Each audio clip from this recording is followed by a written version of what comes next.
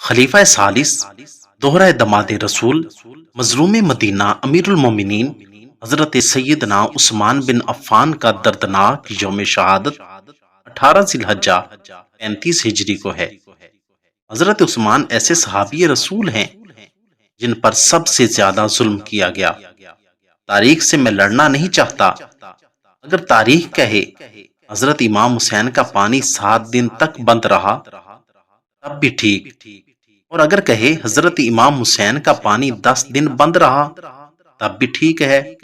لیکن تاریخ کو چھیڑنے کی بجائے تاریخ کا مطالعہ کرتا ہوں تو مجھے نظر آتا ہے کہ اسلام کی تاریخ میں صرف حضرت امام حسین کی ہی شہادت مظلومانہ یا دردناک نہیں، بلکہ اگر ہم 10 محرم کی طرف جاتے ہوئے راستہ میں 18 ذی الحجہ کی تاریخ پڑھیں تو ایک ایسی شہادت دکھائی دیتی ہے جس میں شہید ہونے والے کا نام حضرت عثمان ہے، وہی عثمان بن عفان جنہیں ہم ذی النورین کہتے ہیں، وہی عثمان جسے ہم دماد مصطفیٰ کہتے ہیں، وہی عثمان جسے ہم ناشر قرآن کہتے ہیں، وہی عثمان جسے ہم خلیفہ سوئم کہتے ہیں، وہی عثمان جو حضرت علی کی شادی کا سارا خرچہ اٹھاتے ہیں، وہی عثمان جس کی حفاظت کے لیے حضرت علی اپنے بیٹے حضرت حسین کو بھیجتے ہیں، وہی عثمان جسے جناب محمد الرسول اللہ کا دوہرا دماد کہتے ہیں۔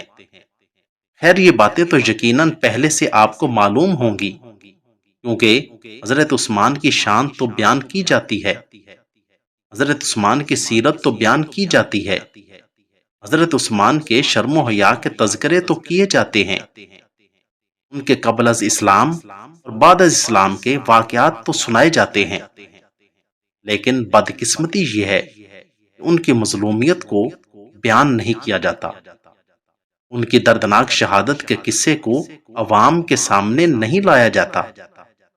تاریخ کی چیخیں نکل آئیں اگر عثمان کی مظلومیت کا ذکر کیا جائے۔ عثمان وہ مظلوم تھا جس کا 40 دن پانی بند رکھا گیا۔ آج وہ عثمان پانی کو ترس رہا ہے جو کبھی امت کے لیے پانی کے کنویں خریدا کرتا تھا۔ حضرت عثمان قید میں تھے تو پیاس کی شدت کی وجہ سے جب نڈال ہوئے تو آواز لگائی کہ کوئی ہے جو مجھے پانی پلائے۔ حضرت علی کو پتہ چلا تو مشکیزہ لے کر حضرت علی حضرت عثمان کے ساقی بن کر پانی پلانے آ رہے تھے۔ آج کربلا میں علی اصغر پر برسنے والے تیروں کا ذکر تو ہوتا ہے، لیکن حضرت علی کے مشکیزہ پر برسنے والے تیروں کا ذکر نہیں ہوتا۔ باغیوں نے حضرت علی کے مشکیزے پر تیر برسانے شروع کیے تو حضرت علی نے اپنا امامہ ہوا میں اچھالا تاکہ عثمان کی نظر پڑے اور کل قیامت کے روز عثمان اللہ کو شکایت نہ لگا سکے کہ اللہ میرے ہونٹ جب پیاسے تھے تو تیری مخلوق سے مجھے کوئی پانی پلانے نہ آیا۔ کربلا میں حسین کا ساقی اگر عباس تھا تو مدینہ میں حضرت عثمان کے ساقی حضرت علی تھے۔ اس عثمان کو 40 دن ہو گئے ایک گھر میں بند ہے جو عثمان مسجد نبوی کے لیے جگہ خریدا کرتا تھا۔ آج وہ عثمان کسی سے ملاقات نہیں کر سکتا جس کی محفل میں بیٹھنے کے لیے صحابہ جوک در جوک آیا کرتے تھے۔ 40 دن گزر گئے، اس عثمان کو کھانا نہیں ملا جو اناج سے بھرے ہوئے اونٹ نبی کی خدمت میں پیش کر دیا کرتے تھے۔ آج اس عثمان کی داڑھی کھینچی جا رہی ہے جس عثمان سے آسمان کے فرشتے بھی حیا کرتے تھے۔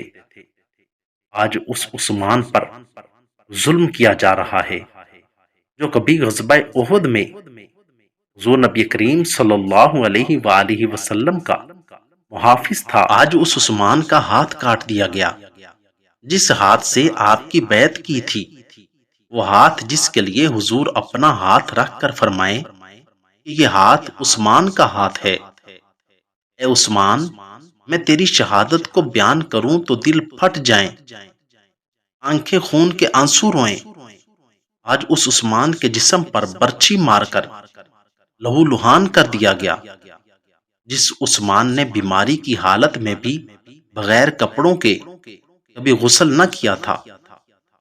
آج آپ کی دو بیٹیوں کے شوہر کو ٹھوکریں ماری جا رہی ہیں۔ 18 ذی الحجہ 35 ہجری ہے، جمعے کا دن ہے۔ حضرت عثمان روزہ کی حالت میں ہیں۔ باغی دیوار پھلانگ کر آتے ہیں اور حضرت عثمان کی داڑھی کھینچتے ہیں، برا بھلا کہتے ہیں۔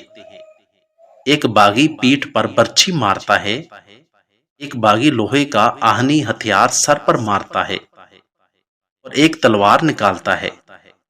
حضرت عثمان کا ہاتھ کاٹ دیتا ہے، وہی ہاتھ جس ہاتھ سے آپ کی بیعت کی تھی۔ قرآن سامنے پڑا تھا، خون قرآن پر گرتا ہے تو قرآن بھی عثمان کی شہادت کا گواہ بن جاتا ہے۔ حضرت عثمان رضی اللہ تعالیٰ عنہ زمین پر گر پڑے، عثمان کو ٹھوکریں مارنے لگے، جس سے آپ رضی اللہ تعالیٰ عنہ کی پسلیاں تک ٹوٹ گئیں۔ حضرت عثمان باغیوں کے ظلم سے شہید ہو گئے۔ انا للہ و انا الیہ راجعون۔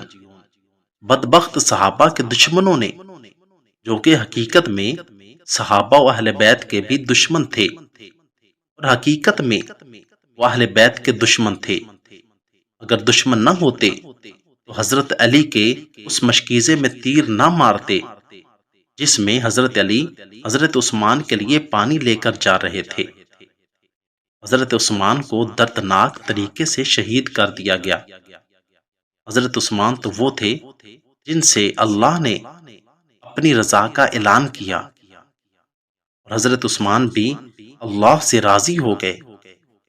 اور حضرت عثمان وہ ہیں جنہیں حضور نے اپنی زندگی میں جنت کی بشارت دی تھی، اور یقیناً یہ تو حضور کے ساتھ جنت کے اعلیٰ بالا خانوں میں جلوہ افروز ہوں گے۔ لیکن ان منافقوں کافروں نے اپنا ٹھکانہ جہنم میں بنا لیا۔ اللہ تعالی ہمیں صحابہ و اہل بیت سے سچا عشق اور محبت عطا فرمائے، اور ان کے دشمنوں سے حقیقی نفرت عطا فرمائے، اور دعا کریں کہ آج کے ایسے بدبختوں کو اللہ رب العزت ہدایت عطا فرمائے۔ آمین ثم آمین۔